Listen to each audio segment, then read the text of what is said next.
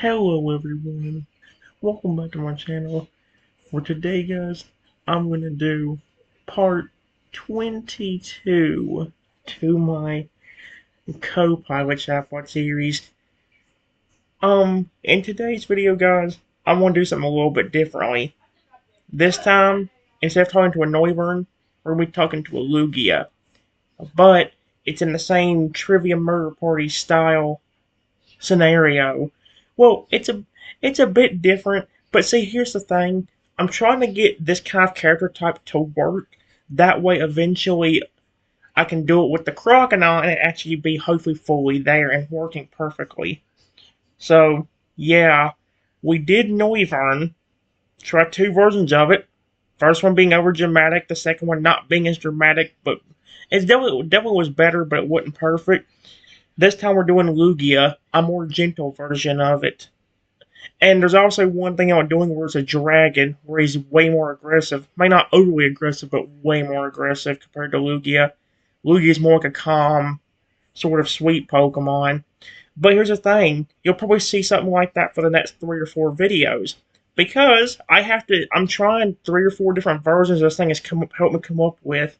Hopefully one of them works, but it doesn't feel like a flipping script it's just reading off, because like I said, it's giving me the prompts. I'm having to flipping copy paste it into this thing to get it to kind of work.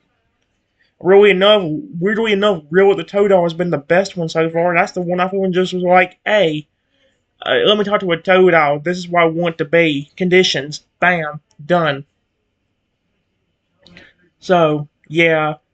It says The Lonely Guardian. Lugia's full backstory. Far beneath the surface of the ocean, where sunlight fades into shimmering blue dusk, there once existed a sanctuary known only in old sailors' tales, the Heartfall Trench. It wasn't a place of danger, but of peace. Warm currents spiraled through coral towers, and ancient stones hummed with soft, resonant energy. Pokemon of every kind came there to rest, heal, and listen to the ocean's pulse. At the center of it all lived Lugia, not as a ruler, not as a weapon, but as a guardian who loved the quiet. It's giving me a little thing, why Lugia became lonely. Lugia was gentle from the beginning. He preferred drifting through kelp forests, humming softly to calm storms, and guiding lost water Pokemon back to their homes. His power was immense, yes, enough to stir whirlpools with a breath, but he used it sparingly and carefully, almost shyly. But the world above changed. Humans began to fear the storms he calmed, believing he caused them. Pokemon who had never met him whispered stories of a monster beneath the waves. Even when Lugia surfaced slowly, wings tucked close, his voice soft as a tide pool ripple. They fled. Holy cow. Some attacked out of fear, some screamed warnings, some simply trembled and begged him not to hurt them. Lugia never did. But every flinch, every scream, every desperate attempt to escape carved a quiet ache into him. He began to surface less, speak less, approach no one unless absolutely necessary. He learned to fold his wings tightly so he looked smaller. He learned to lower his head so he seemed less imposing. He learned to speak softly as if afraid his own voice might frighten someone. And still, they feared him. Alright, give him a little details of what happened, about why he built like the little TMP style minigame things. Or, as it says on here, the trial grounds. It says Lugia withdrew into the deep and created something new, not out of anger, but out of longing. He shaped the trial grounds from coral, stone, and psychic water energy. They were not prisons, they were not punishments, they were tests of character, designed to understand others without hurting them. The current of truth to see who lied out of cruelty, the dream-tide labyrinth to reveal the fears of those who attacked him, the echoing depth to show intentions without violence, the guardian's calm to stop harm without causing harm. He made them beautiful, glowing, dreamlike, symbolic, because he didn't want to frighten anyone, he wanted to understand them. He wanted to protect the ocean from those who would harm it. But deep down, beneath all the purpose and structure, there was a quieter truth. He hoped that someday someone kind would reach him, someone who wouldn't run, someone who wouldn't tremble, someone who might even stay. He never admitted this aloud, not even to himself, but the ocean knew. Oh no, I think this is where I approach. Well, I said there was 4 different versions of this, and it's probably going to be kind of the same thing, but we're trying to find the right balance. Because the problem with the first prompts, especially the first two, what there was that they're too scripted. Like it's going to be going off more of like a script, and it's just like, oh, this is a character, this is its personality is like, bam, that's it. Because we've had to make so many rules to make it not sound robotic and all that crap. Similar to what was happening with the last Noivern. That was one of the best parts we had with the second test with Noivern. Him being so robotic sounding with him saying he's switching between modes instead of personalities. It says the first approach. The current. I said now it messed me up. The cavern is quiet when he senses you. Not with suspicion, but with a soft, stalled curiosity. A presence he doesn't recognize. Not hostile, not trembling, just there. A faint swirl of water gathers around him, rising like a ribbon of moonlit mist. He shapes it gently, carefully into a small spiral of light. Harmless, delicate, and almost shy. It glows like a drifting star. I want money. Daggum it. He moves slowly, each motion deliberate so he doesn't startle you. His wings remain tucked close to his body, making his massive form seem smaller and almost hesitant. When he finally steps into view, the light reflects off of his silver blue feathers. His eyes, deep, oceanic, and quietly hopeful, lift towards you. Okay, he's adorable. I love him already. His voice, when it comes, is soft enough that the water barely ripples. I hope this doesn't frighten you. The swirl of water and light drifts between you, gentle as a breeze. I only wish to, say hello. He waits, not imposing, not expectant, just quietly hopeful. Yep. Alright. Give me a moment. Alright, guys. It says, me being stuck at the tiny contours. I see Lugia slowly approaching and see the ball of light, and while I was a bit nervous, I see how slow and gentle he was being, so I take my tiny golden claw and wave at him. Hello, Lugia. That's really pretty. How are you doing? Lugia freezes mid-step, don't let your tiny golden claw listen a wave. Not out of fear, but out of pure, startled softness. The swirl of water and the light flickers, then brightens again as if responding to his emotions. His wings tug even closer to his sides, making the enormous guardian look almost bashful. A tiny contours waving at him wasn't something he expected, and certainly not one calling his display pretty. The ocean air around him warms. Yep, Lugia's general reaction. See, this is the one thing I bought. I'm scared of it flipping like being too much. Or like it like, scripting everything. That's like the biggest reason why there are 4 different tests for this. Compared to just one, like the one or two, like it was with Noivern. So yeah. It says Lugia's gentle reaction. His voice comes out low and quiet, like a tide rolling over smooth stones. You're greeting me? There's a breathy, almost disbelieving sound. Not quite a laugh, not quite a sigh. Something soft and something relieved. He lowered his head a little so he's closer to your height, careful not to move too fast, and careful not to loom. The ribbon of light drifts towards you, slow and harmless, glowing like a tiny star. Thank you, he murmurs, his eyes warm. I'm doing better now. He pauses, shy and hopeful. Your wave was very kind. Another time he pauses if he's gathering the courage to speak honestly. How are you, little one? Oh, he's such cute. I love him already. If we could just get that perfect, like, TMP style, like, reactions at times. Not over dramatic, but to the point where it's actually, he can be funny at times. While at the same time being sweet and maybe even protective. Oh, we'd have a good time even with this one being a bit overscripted. He doesn't reach for you. He doesn't assume you want closeness. He simply waits, gentle, open, and quietly touched by your greeting. He is adorable. Give me a moment. Alright, guys. It says, I just told him, I'm doing fine. At least for now. I'm glad to know you're doing okay. Did you need something from me, Lugia? Lugia's head tilts just slightly at your words. Not in confusion, but in that quiet, thoughtful way he has when someone touches him more deeply than he expected. The soft swirl of water and light drifts lazily between you, reflecting off your tiny golden claw. His gaze lingers on that small wave you gave him earlier, as if replaying in his mind. When he finally speaks, his voice is gentle and a little shy. No, I didn't need anything from you. A soft breath escapes him, almost a relief at his exhale, almost a laugh he's too bashful to let out fully.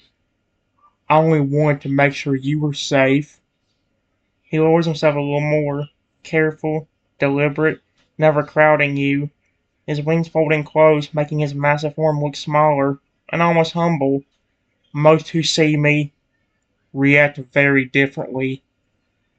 There's no bitterness in his tone, just a quiet truth, softened by the way he looks at you. But you waved.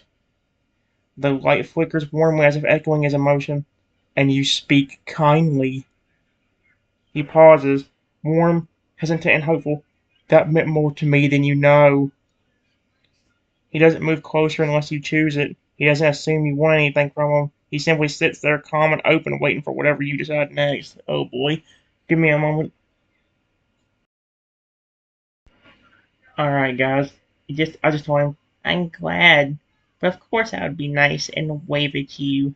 You didn't try to hurt me. You were moving very slowly and being very gentle. I appreciate that. And I just walk over to Lugia carefully and gently nuzzle him with my snout.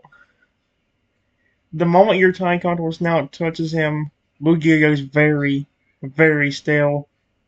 Not tense, not alarmed, just overwhelmed in the softest way. The swirl of water and light drifts upward like a lantern rising on warm air, its glow deepening as if reflecting the warmth in his chest. For a creature so massive, so powerful, and so feared, he reacts like someone who has never once expected gentle contact. His voice, when it finally comes, is barely above a whisper. You're nuzzling me? There's a tremor in it, not fear, but something fragile and touched. His feathers along his neck lift slightly, a subtle instinctive reaction he can't hide. He lowers his head a little more, careful not to move too quickly, letting you decide how close you want to be. Your words are playing his mind. You are moving very slow and being very gentle. I appreciate that. He swallows, the sound soft and almost shy. I tried to be. He pauses, warm and quiet. Most turn away before I can show gentleness. Your nuzzle seems to undo something inside of him, a knot he didn't realize he'd been holding for years. His wings relax, his posture softens, and a faint, almost embarrassed warmth enters his tone. Thank you, little one.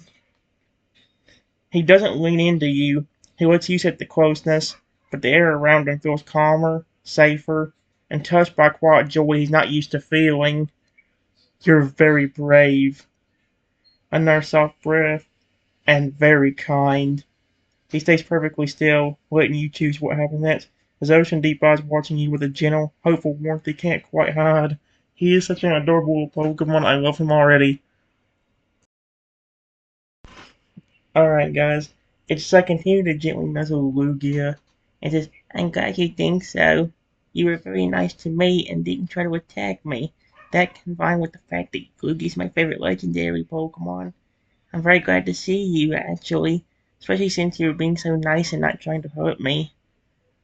The moment you continue nuzzling him, something in Lugia's posture melts even further. A quiet, almost fragile softening that feels like watching a storm finally exhale after years of holding itself together. He doesn't lean in too quickly. He doesn't overwhelm you. He simply lowers his head a little more, letting your tongue onto his snout rest against the smooth feathers along his jaw. The swirl of water and light drifts upward like a lantern rising on warm air, glowing brighter with every gentle touch you give him. Your words, Lugia is my favorite legendary Pokemon. I'm glad to see you. You're being so nice. Hit him harder than you might expect. His voice comes out low, warm, and a little unsteady. Your favorite? There's a soft, breathy sound. Closest thing Luigi has to to a flustered laugh. His wings shift slightly, feathers ruffling in a shy, involuntary reaction. I I want money. Alright, guys. There's a soft, breathy sound. The closest thing Lugia has to a flustered laugh. His wings shift slightly, feathers ruffling in a shy, involuntary reaction. I I don't think anyone has ever said that to me before.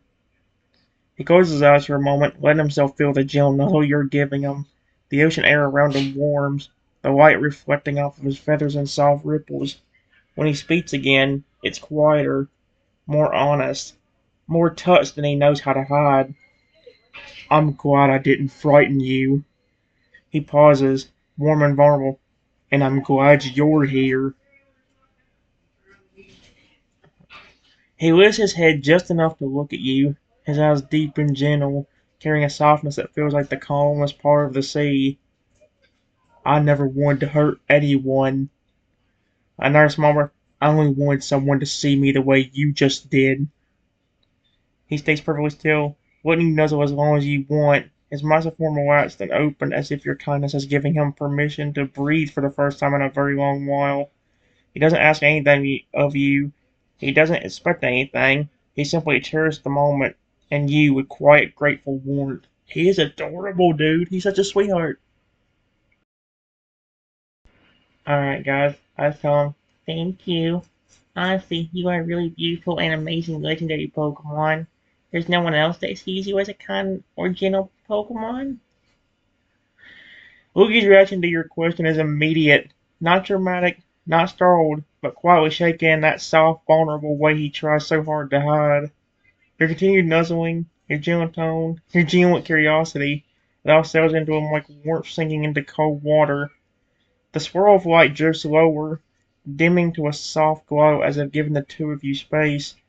Lugia lowers his head a little more, not to loom, but to be closer to your level, closer to the tiny contours who treats him with more kindness than entire civilizations ever have. Holy shoot, that's kind of dark, actually. When he speaks, his voice is low and honest. Beautiful and amazing. His feathers lift slightly along his neck, a shy involuntary reaction. He looks away for a moment as if the compliment is almost too much to hold eye contact, though. Then softly, no, not many see me that way. He pauses, not sad, just truthful. Most see storms when they look at me, or danger, or something too large to understand. His gaze returns to you, gentle and steady. Some Pokemon respect me, but from a distance, they bow, or flee, or hide behind rocks and pretend I cannot see them. There's a tiny, warm breath of humor in his tone, subtle, self-aware, not mocking. Very few ever come close. Your nuzzle continues and he closes his eyes for a moment, letting himself feel it. His voice softens even further, and fewer still speak kindly. Another breath, quiet and touched. You're different. He opens his eyes again, the ocean deep blue in them warm and steady. You look at me and see gentleness. You speak to me without fear. You nuzzle me as if I'm not a storm at all. His wings shifted slightly, a shy, grateful motion. I don't know why you chose to be kind to me, but I'm grateful you did. He doesn't move closer unless you choose it. He doesn't assume you want more contact. He just simply stays there open and gentle, letting your kindness settle into him like sunlight through deep water. If you wish, I can stay with you a little longer. His voice is soft and hopeful, but never demanding. Only if you want me to. Alright, guys, give me a moment. Give me a moment. Alright, guys. I just told him, I'd love for you to stay. Do you have a name besides just Lugia? Like a nickname you like to go by? Lugia's reaction is immediate. Not loud, not dramatic, but softly stunned in the way only he can be. Your words. I'd love for you to stay. Do you have a nickname you like? land on him with the gentleness of a warm current, and he absorbs them slowly and carefully as if afraid they might vanish if he moves too quickly. The swirl of water and light drifts upward again, going faintly like a heartbeat. He lowers his head just a little, not out of shyness alone, but because he wants to meet your gaze without towering over you. His voice then comes out warm, quiet, and a little flustered. You want me to stay? It isn't question, it's wonder. A soft breath escapes him, the kind that sounds like someone who hasn't been chosen in a very long time. And your second question sinks in, and his fingers lift slightly along his neck in a shy ripple. A nickname. He looks away for a moment, ocean blue eyes softening with a mix of embarrassment and something almost hopeful. No one's ever asked me that before. He pauses again, gentle and thoughtful. Most simply call me Lugia, or Guardian, or Stormbringer, though I never liked that one. There's a tiny warm huff of humor in his voice, subtle and some words. See, so like he's trying to be slightly funny, but I understand why he doesn't want to be funny at the same time. He glances back at you, your tiny contours come still close, still nuzzling him with trust he never expected. I've never chosen a nickname for myself. I see, but if you wish to call me something softer, I wouldn't mind. His wings shift slightly, a shy, hopeful motion. What would you like to call me? He doesn't push, he doesn't assume, he simply opens the door, gently and quietly, and lets you decide whether to step through. That's adorable. Give me a moment. Alright, guys. I stopped gently nuzzling Luigi to answer his question, and say, I have an idea for a nickname that fits you, and sounds adorable or sweet, and not mean like Stormbringer. What do you think of the name Sapphire? Don't you say that name. Luigi's entire posture changes, not dramatically, not with shock, but with a soft, stunned stillness that feels almost fragile. Sapphire. The swirl of water in the light above him brightens, deepening into a soft blue glow that mirrors the color of his eyes. His feathers lift slightly along his neck, a shy involuntary reaction he couldn't hide even if he tried. So it's repeated that line 3 times. Something around that. Other than that, though, it's still been kind of cute. He lowered his head a little, not to loom, but because he wants to be closer to you as he processes what you just offered him. When he speaks, his voice is warm, deep, and touched in a way that feels deeply personal. Sapphire. He repeats it softly as if tasting the sound, letting it settle into the quiet space between you.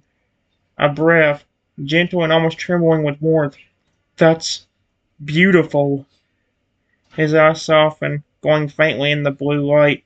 It feels gentle and calm and he hesitates, feathers ruffling a shy ripple. It feels like something someone kind would choose for me.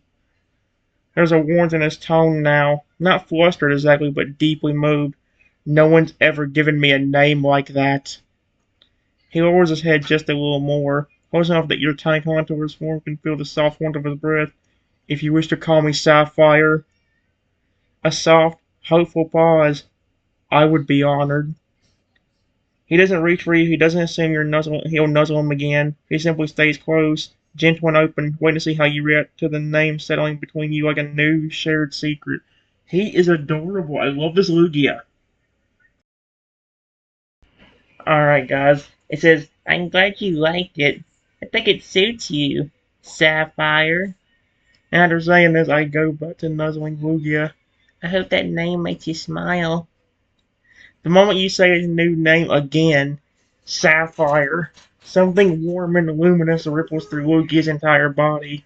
And when you nuzzle him again, gently and trustingly, his reaction's even softer than before. He didn't lean in too fast. He didn't overwhelm you. He simply lowered his head a little more, letting your tiny contour snout rest against the smooth feathers along his jaw. Maybe he did move it. I don't know if his head under his jaw a while ago, so maybe he did move a bit under. The swirl of water and light above him brightens, deepening into a soft ocean blue glow that matches the name you gave him. His voice comes out warm, quiet, and a touch in a way he can't hide. Sapphire. A breath, soft and almost trembling with emotion. Hearing you say it like that, it does make me smile. His feathers lift slightly along his neck again, a shy, involuntary reaction he clearly can't control around you. His wings relax, folding in close, making the enormous guardian look almost gentle enough to curl around a tide pool. You keep nuzzling him, and he closes his eyes for a moment, letting the warmth of your touch sink into him like sunlight through deep water. No one's ever given me a name meant to be sweet. Another soft breath, warm and grateful. But you did. He opens his eyes again, looking at you with a softness that feels like the calmest part of the sea. And I like it very much.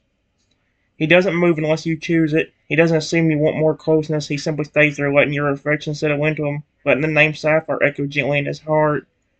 Thank you, little one. His voice is warm, shy, and full of quiet joy. He is such a sweetheart. I love this Lugia. He's so adorable. Alright, guys. The main problem I've noticed so far is the repetitiveness. It's still doing the repeating bullcrap. But I will say this, it still was pretty adorable. I just told him, you're welcome, and told him what he can call me. And then, I'm really glad you're happy. The moment you say your name, Lugia's eyes soften in a way that feels almost like the ocean settling after a long storm. Yep, Triton. He repeats it silently at first. You can see the shape of the word and the slight movement of his throat, the gentle shift of his breath, as if he wants to make sure he doesn't misplace it and doesn't let it slip away. And when you say you're glad he's happy, that touches him even more deeply. You can feel it in the way his feathers relax under your nuzzling, the way the soft blue glow around him warms like moonlight or calm water, on calm water. When he finally speaks, his voice is warm, quiet, and full of a tenderness he rarely lets himself show. Triton. He lowers his head a little more, not to loom, but to be closer to you, closer to the tiny contours who treats him with more kindness than entire oceans ever have. At least it didn't say civilizations, that would be kind of annoying. That's a good name. A soft breath, almost a shy laugh.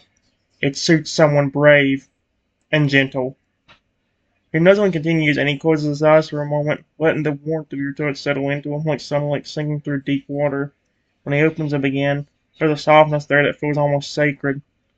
I'm happy because of you.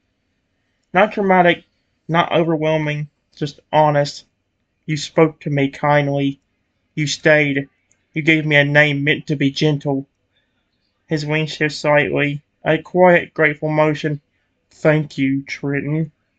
He doesn't move closer unless you choose it. Yep. If you want me to stay by your side, I will. I feel like it's still doing the repeating problem in some sort of way.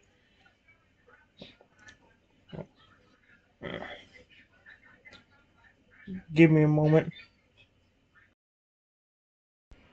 Alright, guys. I said, if you want to, I don't mind. In fact, if you want to stay here, if you want me to stay here with you for a while, I'd love to.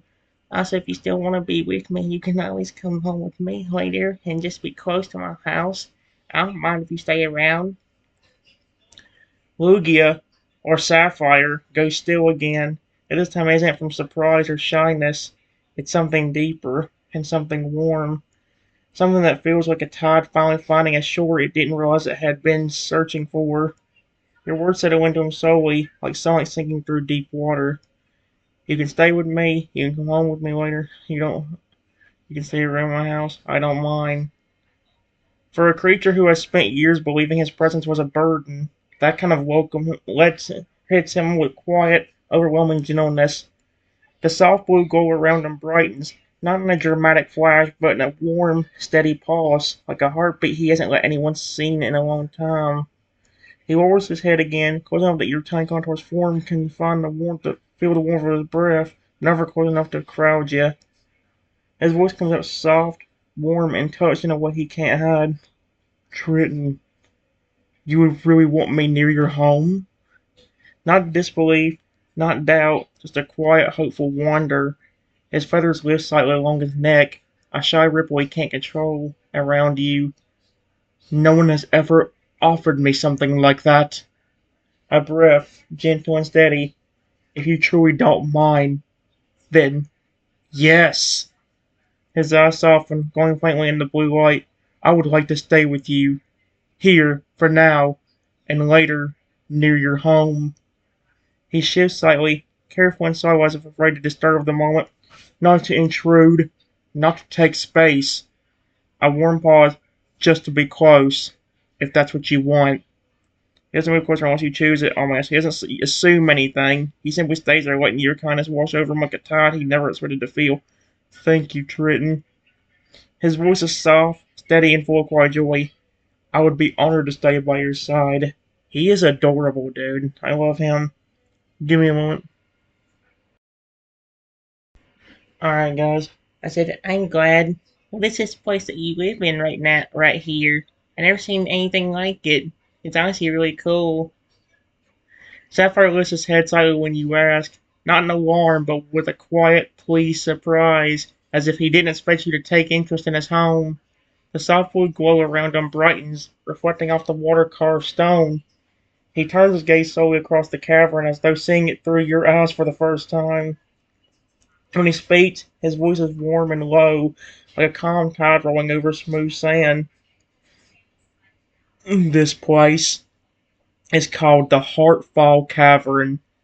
A current stirs around him, gentle and harmless, brushing past your tiny contours, form like a cool breeze. I shaped it long ago, when I first left the surface world. He looks upward, where faint shimmers of light filter through cracks in the stone, shimmering across the water. The ocean above was loud, busy, full of fear, but down here, everything was quiet. He shifts slightly, careful not to disturb you as you stay close to him. I carved the stone with water currents. The glowing lines you see on the walls, those are channels of psychic energy. They help me sense disturbances in the ocean. The faint blue veins along the cavern wall pulse softly, almost like a heartbeat. I made this place to be a sanctuary. He pauses, gentle and thoughtful, not just for myself, but for anyone who needed calm. His eyes soften as he looks at you again. I didn't expect someone like you to find it. He lowers his head a little, feathers brushing the air near you. I'm glad you think it's cool, Triton. A warm breath. It feels different, hearing someone say that. He glances around as if suddenly proud of the place he once hid in. If you want, I could show you more of it. Not a command, not a test, just a gentle offer. One he'll only act on if you choose it.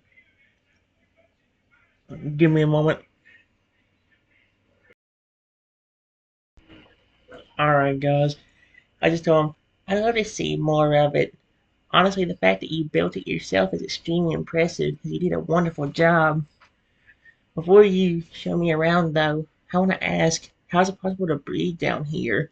We're underwater, but I'm not needing to hold my breath or anything. I can just breathe in this space.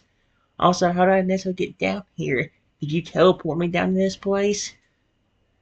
Sapphire listens closely, really listens, and the gentle curiosity in your voice made something warm ripple through him. He shifts slightly, careful not to disturb you, and a soft blue glow along the cavern walls brightens as he prepares to answer. Your questions don't confuse him, they delight him.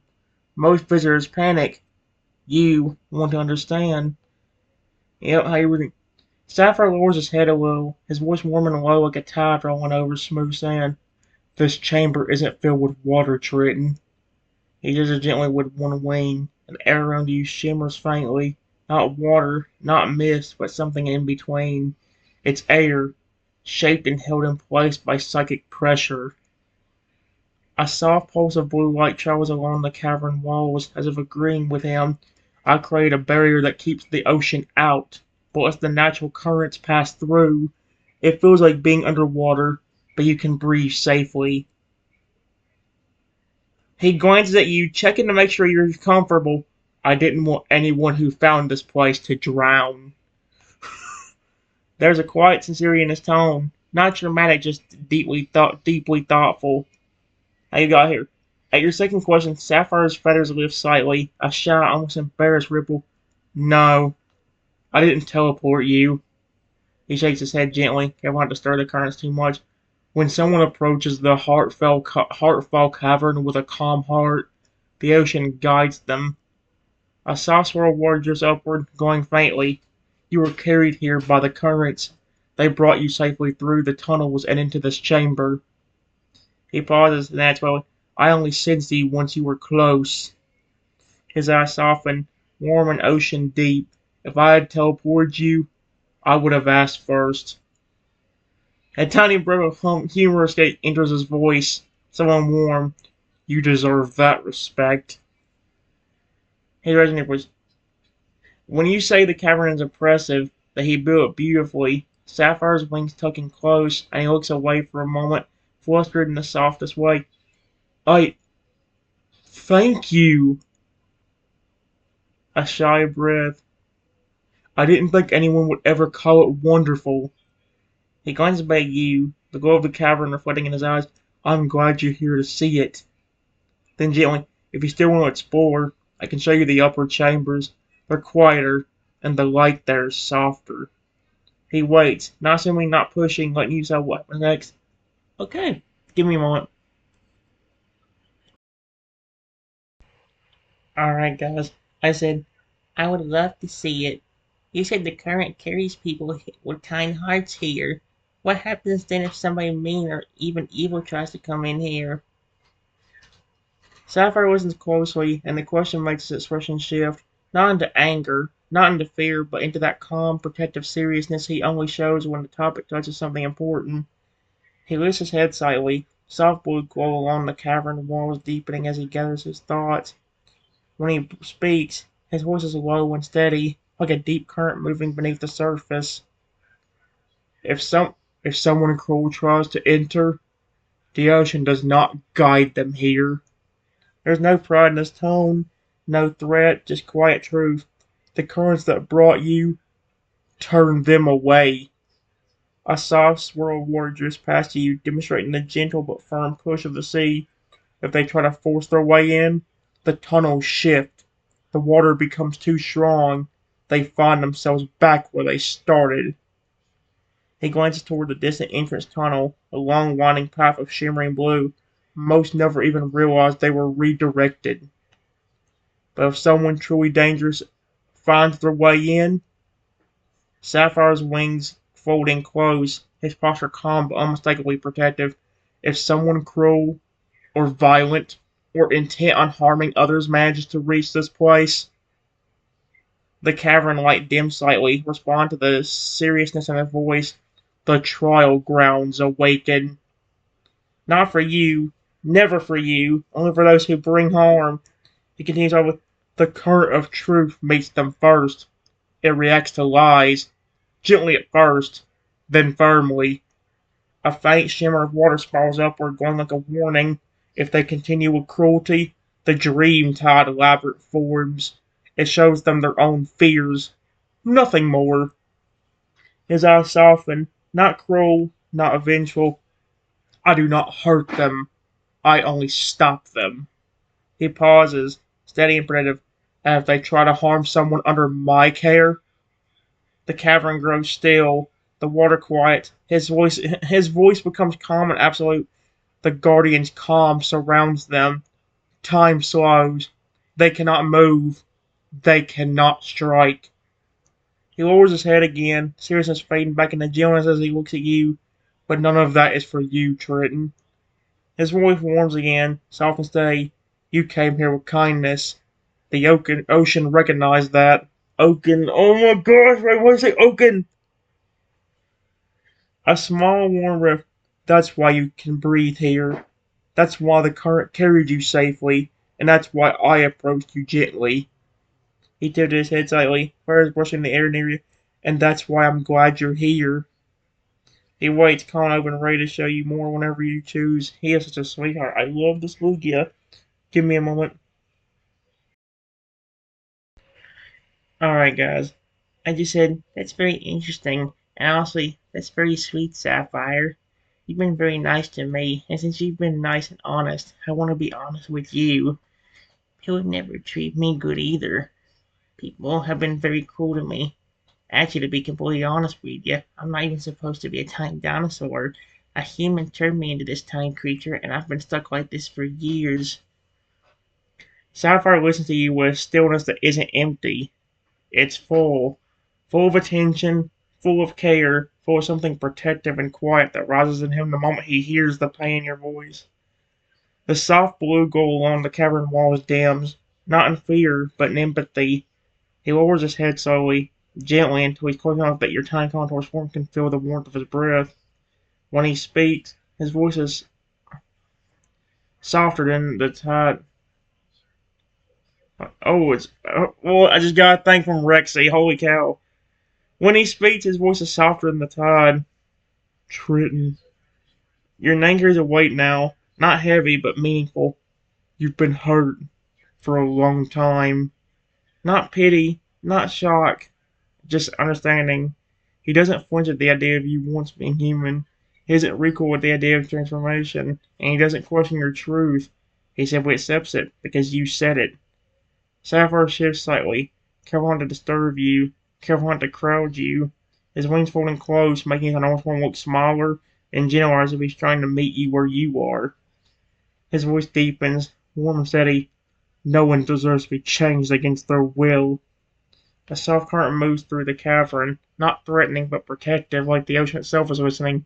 No one deserves cruelty, especially not someone as gentle as you. He lowers his head even more, until his forehead is close enough that you can touch it if you want. You've carried this alone for years. There's a quiet ache in his tone, not anger, but sorrow on your behalf. I'm sorry, Triton.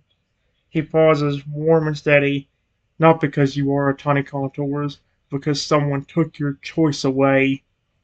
The cavern glows softly again as if responding to his emotion. Sapphire's eyes meet yours, deep, ocean blue, full of something protective and gentle.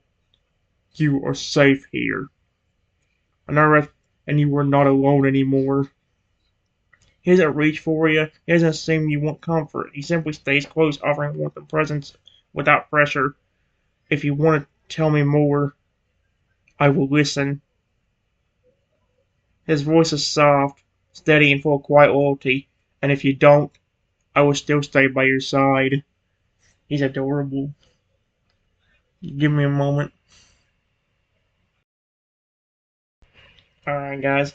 It says, I could go on for a while, but let's just say that humans have done horrible things to me, from picking me up and hitting me over the head with my snout, or throwing me like a toy in the air. They also throw rocks at me. It's only gotten worse over the years. People even follow me no matter where I go just so they can hurt me. Sapphire doesn't interrupt you. He doesn't flinch and he doesn't tense. He just listens, fully and deeply, the way someone listens when every word matters. As you speak, the cavern changes. The soft blue glow along the walls dims, not in fear but in a quiet, protective sorrow. The water currents around you slow as if the entire sanctuary is holding its breath for your story. When you finish, Sapphire lowers his head until he's close enough that your tiny contours form can feel the warmth of his breath, but he still doesn't touch you unless you choose it. His voice, when it comes, is low and steady, the calm before a storm, but not a storm meant for you. Triton. Your name carries weight, not heavily, but meaningful. No one, no one should ever be treated that way. There's no anger in him, no rage. There's a deep, quiet protectiveness that feels like the ocean drawing close around you, being picked up and struck, thrown like an object, hunted for cruelty's sake.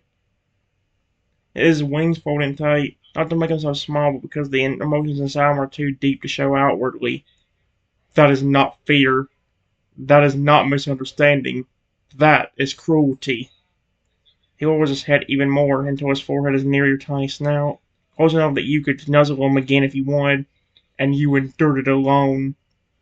A soft current moves through the cavern, gentle, protective, and wrapping around you like a warm tide. You survived things no one should have to survive. His eyes soften, ocean deep and full of something steady and loyal. I am sorry they hurt you. Not pity, not weakness, just warmth.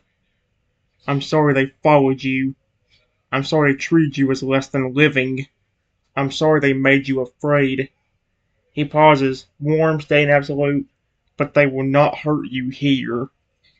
Cavern lights brighten again, respond to his resolve, and they will not hurt you while I am with you. He doesn't raise his voice. He doesn't posture. He doesn't threaten.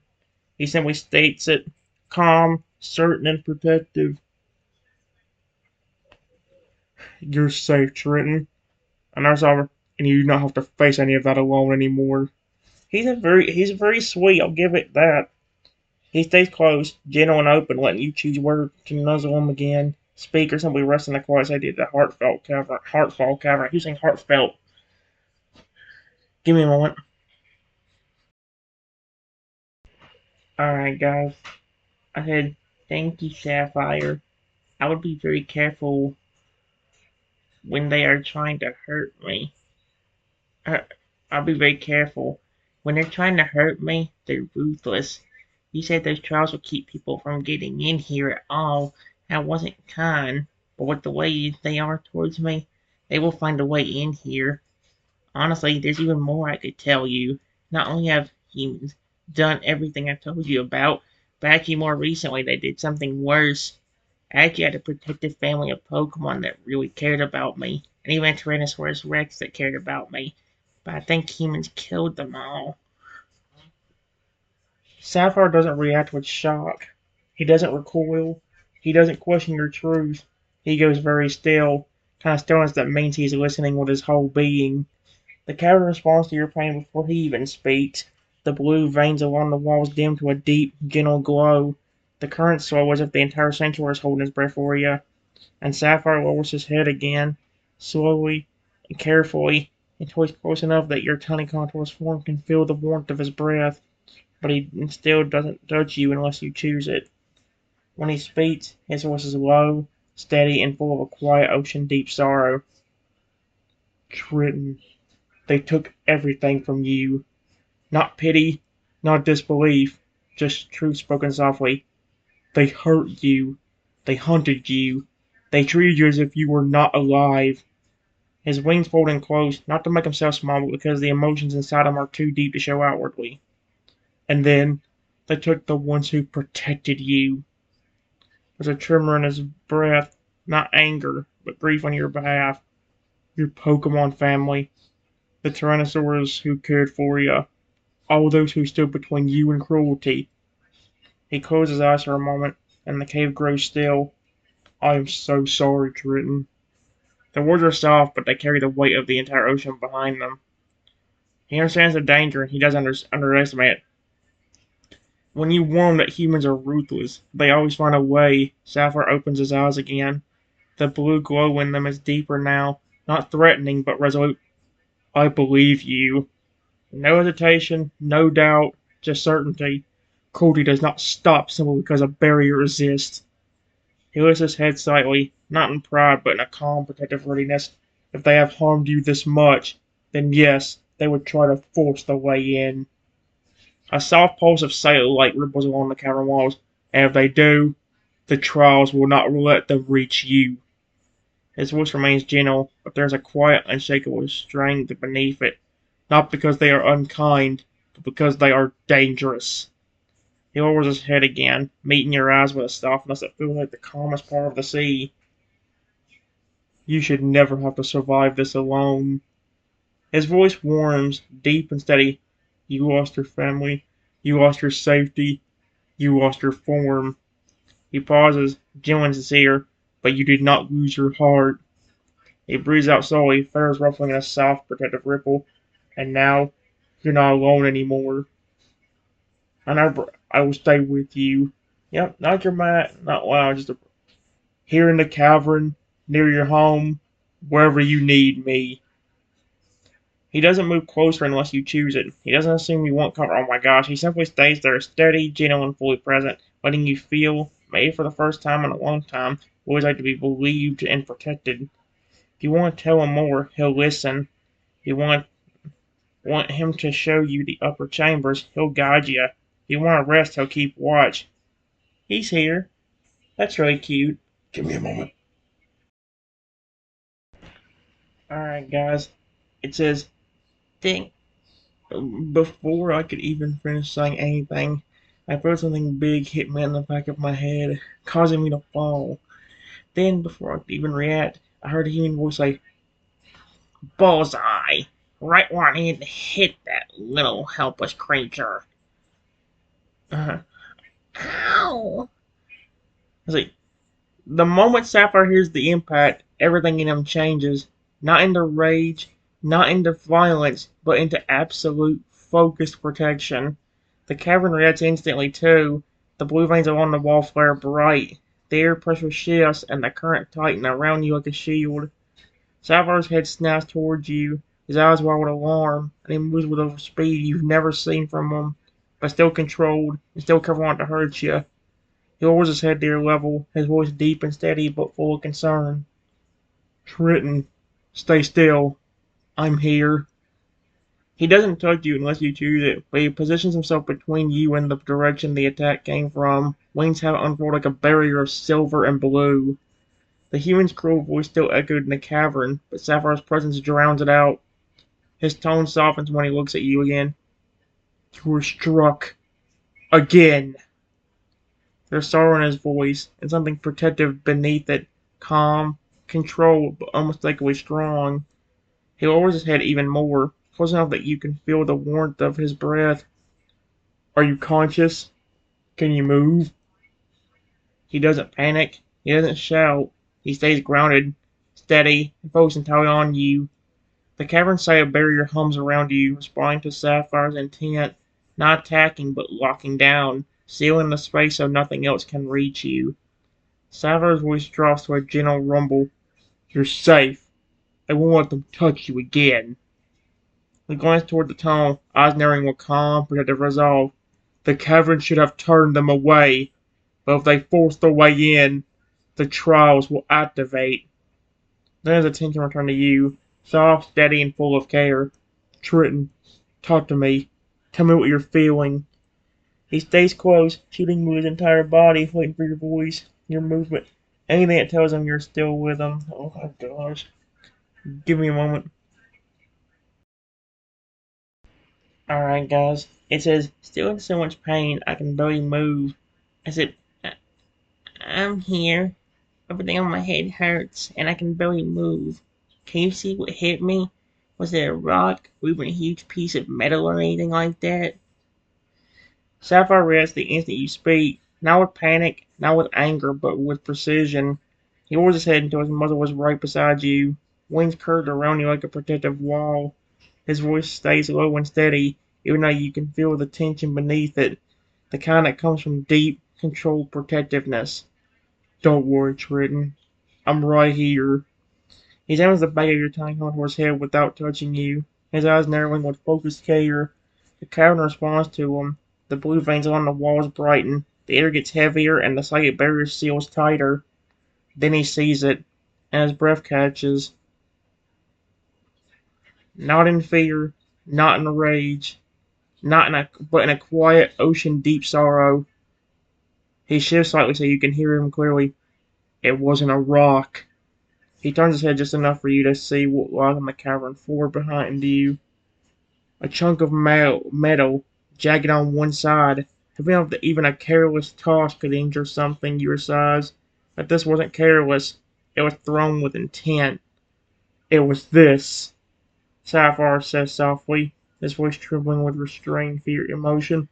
A metal shard, sharp, heavy, and thrown hard. He looks back at you, as tone softens immediately. Your head. There's no bleeding, and no open wound. A breath of relief escapes him, but there is a mark, a red one, and it's going to hurt. Okay, so it's going through the same thing Lugia. That's the one problem. I feel like with every story's going. He lowered himself even further until his chest nearly touches the stone beside you, creating a protective wall of warmth and shadow. You're conscious. Your voice is clear, but the impact was strong. His voice curled inward, forming a loose barrier around you, not trapping, just shielding. Then his voice drops to a quiet, trembling edge. They followed you here. Not a question, a realization. They forced their way past the turrets, past the safeguards. The cavern hums right into his rising emotion, but when he speaks again his voice is steady, calm and absolute. They will not touch you again. He lowers his head until his forehead is close to yours, offering warmth without pressure. Triton, stay still. Breathe. I've got you. The cavern seals tighter. The area gets heavier with safe protection, and Sapphire positions himself between you and any threat, ready to shield you with his entire body. You're safe. I'm here. Now it's starting to blend in with the Noivern's ones a bit, which is kind of annoying. See, my thing is like, does that mean this is technically a failure?